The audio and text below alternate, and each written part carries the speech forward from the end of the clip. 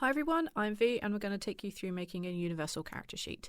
First of all, go into your characters and click on Add New Character, and then you have a choice of Call of Cthulhu or the universal sheet. Click on the universal sheet and you'll get something that looks like this. At this point, you can fill in their name, any taglines, and then we're going to go generate the avatar. Avatar you can generate using the Pro feature if you have that subscribed, where you can put in your prompts and get something out of it. You can have a saved where you can upload images. You can also upload images, or you can select for some of the presets that we have down. And for speed, I'm going to already pick one that I really like. So this is going to be Seraphine, and you can find that just by scrolling down. From that avatar image, you can also create a custom looking token with different coloured borders and shapes. And if you have a PNG avatar that you've uploaded, which has the background kind of like transparented out, you can change the colour of that as well. In the general tab, I'm going to use that kind of hovering bar that you have there as options and click box. Box is where I'm going to put all the information about who she is, like the first few lines, ideas, descriptions, that sort of thing, just so that I have like a good basis on where to start. Then I'm going to go to AI notes, and in that hovering, it's that little yellow star there. And from there, I'm just going to give her a secret. The AI notes can give you a whole bunch of options that you saw just now, and I'm going to go with secrets so I can give her a little something that I maybe wouldn't have thought of. So I'm just going to put in a prompt, and we're going to see what it generates.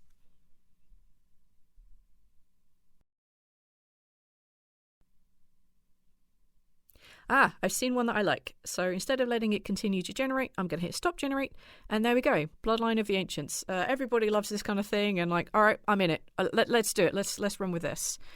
You can delete everything out, click keep, and it will put it in there. And then I just deleted out the bullet points to change the formatting. I'm going to generate a new tab. And this tab is going to cover the stats and equipment. I'm going to put it in as a new tab so it's a little bit easier to find in the future and it's not all on a single page. So here we go, separating the stats and the equipment out. First of all, going to need a header, right? And you can click that in that bar at the top there. So I've gone header 2 because I don't need to be super massive. And I'm going to put the stats in a table. The table comes as a 3x3, but you can add extra columns, delete them. You can turn some of them into headers or delete the table entirely. And that header bar there for the table stays up the whole time. I realised as I was creating this that I should probably have some sort of to-do list, some sort of quest list for her. And you can do that. In that hovering bar, there is also the to-do list checklist box. And you can just put that in and keep adding to it. So that's what I did. Went back to the general because I think it's probably where I want to put the quests for now. And I started coming up with some ideas and put those in. Probably should separate it. You can put that line bar in. That's the very last option there on that hover. And yeah, I added in a title.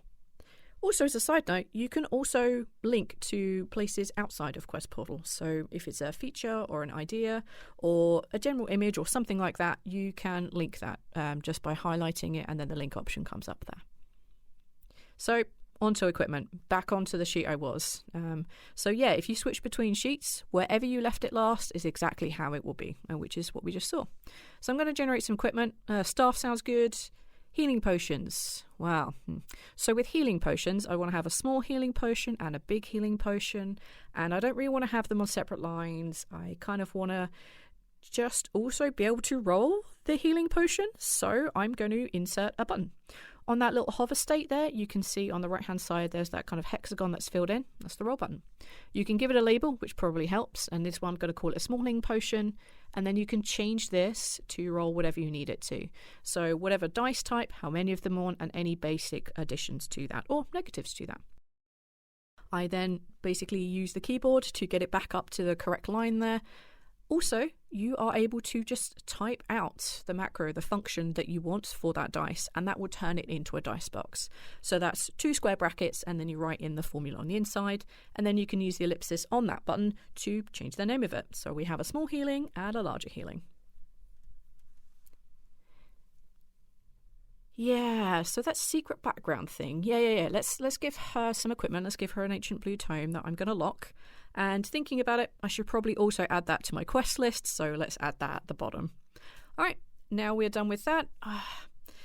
So I'm just going to save a little bit of time, not just because I want to show off the feature, but let's generate some items that a mage of the blue world might have. So I'm just going to put that into notes. I'm going to add that under the items category, and I'm just going to let the whole thing generate.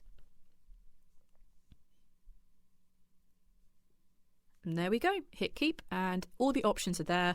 I personally just go through and delete things that I don't want. I will change things that I think, yeah, it's close enough, but not exactly what I want. These is like a really good prompt list. So, and also I'm terrible at trying to remember what sort of things you should probably have in a backpack if you're traveling, because I am an indoor person. So yeah, like we end up with a compass, a lantern, a water skin, which kind of makes sense, and a map, which is also a big thing.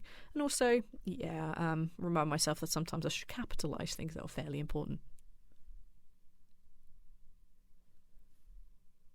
All right, on to the next important thing, which is combat. So I make a new tab, I'm going to call it combat, and I am going to add in the important things here, which is, first of all, naming things and giving them titles and bolding them, underlining.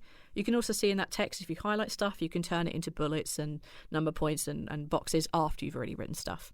So in widgets, we have something called hit point, or we have points widgets, and you can go in and generate something like this. You can change the name of it, you can change the numbers in it, and you can use the plus and the minus during play to literally just change that number. So you still have the max and you still have the current version. I also use this for spell slots. We don't have a beautifully elegant way, but it is 100% coming, and if you're in the Discord, you would have seen a sneak peek of that from Gunnar. So yeah, I changed this to be the amount of resources that I need, and because it's not really something that I need to see as a bar, as a reminder, I just hide the bar.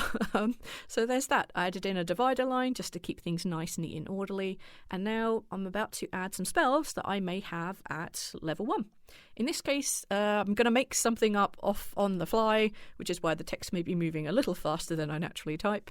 So yeah, there's that. I have a title in there. I can italics what I need to. I quickly write out a rough flavor description of what is going on, and then I'm going to add in the buttons, the attack buttons and the damage buttons, the same way that we did the healing potions earlier, and it's basically the same thing. When you roll, you may note that on the bottom left there is a little dice with a kind of upward chevron. If you click that, you can see the things that you have rolled, and if it is not blue, you won't see the things that you've rolled, but it will be stored for a while. I'm going to add another little box underneath for those special conditions, like when you roll a critical or this has a special effect. I just add them in as a little extra box here so that I have that kind of information. Once that is all done, you can click back to characters, and there they are amongst the rest of the characters. Other than that, thank you for watching this off-the-cuff tutorial.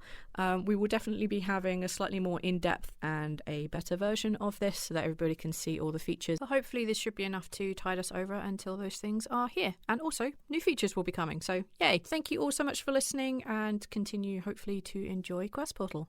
Bye!